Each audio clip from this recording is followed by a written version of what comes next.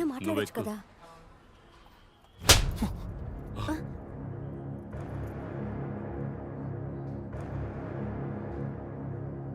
నీ అప్పులు ఎందుకురా నా కూతురు కట్టాలి? నిజాలు తెలుసుకోకుండా మాట్లాడకండి. అన్ని తెలుసుకునే మాట్లాడుతున్నాను. నీ అప్పులకి నీ ఆస్తులు పెట్టి కట్టు. ఎందుకురా నా ఆస్తులు పెట్టి నీ అప్పులు కట్టమంటున్నావు? నాన్న అక్కడేం చూస్తున్నావు? నా మొహం చూసి మాట్లాడు.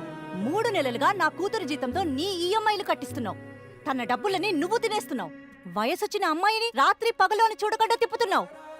లవ్ అనే పేరుతో నా కూతురు జీవితాన్ని పాడు చేసేసావు. సిగ్గుగా లేదు నీకు? నా కూతురు నా దగ్గర ఒక అబద్ధం చెప్పడానికి కూడా ఆలోచించేది. అలాంటి దాన్ని నీలా అప్పుల పాలు చేసి ఇంటి పత్రాలు దొంగతనం చేసేలా చేశావు.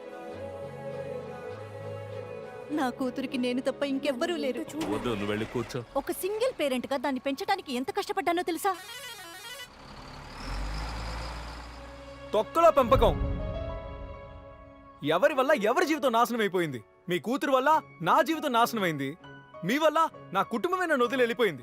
15 లక్షలు అప్పు చేసి జులై లాగా తిరుగుతున్నానని చెప్పారు కదా. మీ కూతురు జులై ఖర్చులు చేసింది కాబట్టే నేను 15 లక్షలు అప్పు చేయాల్సి వచ్చింది.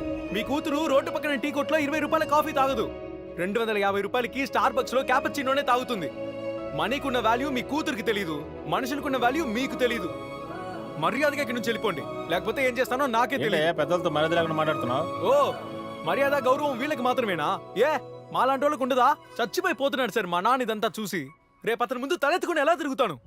మీ మటుకు మీరు ఎగిరెగిరి పడుతున్నారు. తను మూర్ఖంగా నా ఛాలెంజ్ ని యాక్సెప్ట్ చేసినప్పుడే నాకు తెలుసు ఖచ్చితంగా ఏదో ఒక రోజు చిక్కుల్లో పడుతుందని. అందుకే మా నాన్న నా అప్పులు తీర్చుకోమని ఇచ్చిన ఇంటి పత్రాలు నగలు నేను భద్రంగా దాచాను. దాంతో మీ కూతురు అప్పులు తీరుస్తానే తప్ప మీ ఆస్తులు అమ్మి నా అప్పులు తీర్చమని అడగను. ఒక అమ్మాయిని ఎలా సేఫ్ గా చూసుకోవాలని మాత్రమే మా ఇంట్లో నేర్పించారు. ఒక అమ్మాయిని అడ్డు పెట్టుకుని ఎలా సేఫ్టీగా బయటపడాలో నేర్పించలేదు. ఇక నుండి మీ కూతుర్ని వెతుక్కుంటూ ఒక్క అప్పులోడు కూడా రాడు. మీ కూతుర్ని కూడా నన్ను వెతుక్కుంటూ రావద్దని చెప్పండి.